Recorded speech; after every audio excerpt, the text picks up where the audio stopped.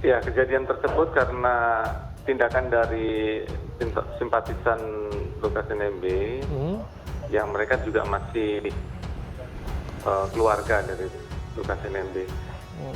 Jadi kejadiannya di bandara pada saat akan pemberangkatan Bapak Lukas NMB menaiki pesawat. Jadi mereka berusaha untuk masuk ke dalam base of Lanut Jayapura di Bandara Sentani. Jadi kemarin kita evaluasi long march tidak ada, tetapi ada konvoy dan itu semua dalam pengawalan. Kita berterima kasih untuk itu. Ke depan tentunya kami mengevaluasi dengan Polri apa kekurangan yang kemarin, termasuk yang ada di depan kita ini. Dan kita yakini sekali kan tidak ada ikan di Taman Imbi toh. Adakah tidak? Berarti ini kan tidak benar. Dalam hal ini akan membantu Polda untuk mengamankan situasi yang ada di Jayapura agar situasi kondusif yang ada di Jayapura ini tetap terwujud.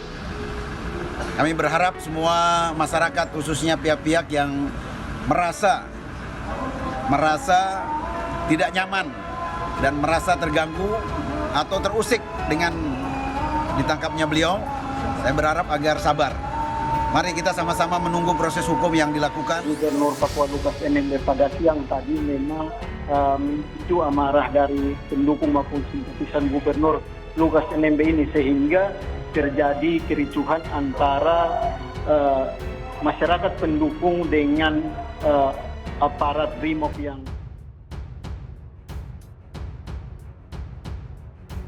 Satu pendukung Lukas NMB tewas dalam kericuhan di Bandara Sentani, Papua. Penangkapan Gubernur Papua Lukas NMB oleh Komisi Pemberantasan Korupsi untuk diterbangkan ke Jakarta diwarnai kerusuhan di Bandara Sentani.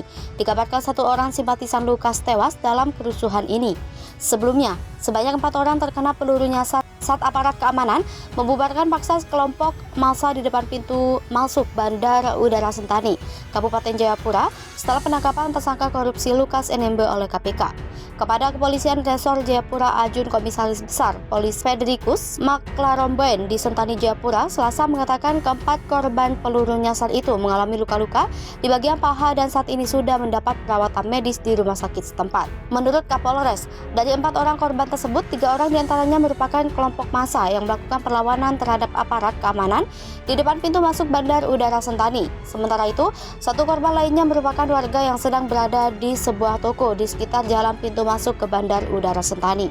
Kapolres mengimbau seluruh masyarakat Kabupaten Jayapura, khususnya kota Sentani dan sekitarnya, agar tetap waspada dan tidak mudah terprovokasi dengan berita bohong terkait penangkapan Lukas NMB. PDIP singgung proyek sodetan Ciliwung, mangkrak 5 tahun di era Anies, dikerjakan Heru 2 bulan menjabat. Ketua fraksi PDIP DPRD DKI Jakarta, Gembong Warsono, menyinggung soal proyek sodetan Kali Ciliwung sempat mangkrak dalam 5 tahun di era kepemimpinan ex-gubernur Anies Baswedan. Proyek ini langsung dilanjutkan pejabat Gubernur Heru Budi Hartono saat baru 2 bulan menjabat. Menurut Gembong, proyek yang menjadi bagian dari normalisasi sungai ini penting untuk diselesaikan. Ia berharap Heru tak kendor dalam menjalankan program ini. Eksekusi pembangunan sodetan Kali Ciliwung ke banjir Kanal Timur dianggapnya sebagai gebrakan besar untuk kemajuan proses penanganan banjir di Jakarta. Ia mengaku sudah menanti-nanti program ini kembali berjalan. Memang, kata Gembong, masalah banjir ini tidak mungkin dapat diselesaikan dalam waktu sebentar. Namun, melanjutkan proyek sodetan ini merupakan langkah bijak. Karena itu, ia pun terus mendorong Heru Budi Hartono memaksimalkan kinerja seluruh bantuan kerja perangkat desa. Karena itu, ia pun terus mendorong Heru Budi Hartono memaksimalkan kinerja seluruh satuan kerja perangkat daerah dalam menggodok proyek sodetan ini agar selesai tepat. Senada dengan Gembong, tenaga profesional Lemhanas RI, Dadang Solihin menyebut Heru sedang melanjutkan gebrakan dengan mengerjakan 3 proyek besar. Proyek tersebut dinilai jadi bagian dari strategi Jakarta menuju kota berketahanan. Ketiga proyek tersebut antara lain sodetan dari Kali Ciliwung ke Kanal Banjir Timur, proyek kereta ringan atau light rail transit atau LRT Jakarta di Velodrome ke Manggarai, dan penambahan jalur kereta api dari stasiun Tanah Abang. Nasdem, kalau Anies tak komitmen lanjutkan program Jokowi, kita tidak jadi dukung. Wakil Ketua Umum Partai Nasdem Ahmad Ali mengatakan, partainya tidak akan mendukung figur calon presiden yang tak mau berkomitmen meneruskan program pembangunan Presiden Joko Widodo. Ia mengungkapkan hal itu juga berlaku pada Gubernur DKI Jakarta Anies Baswedan. Ali menegaskan sikap tersebut diambil Partai Nasdem karena komitmen selalu mendukung Jokowi. Bahkan komitmen Nasdem ini tak hanya terjalin ketika Jokowi menjabat sebagai presiden.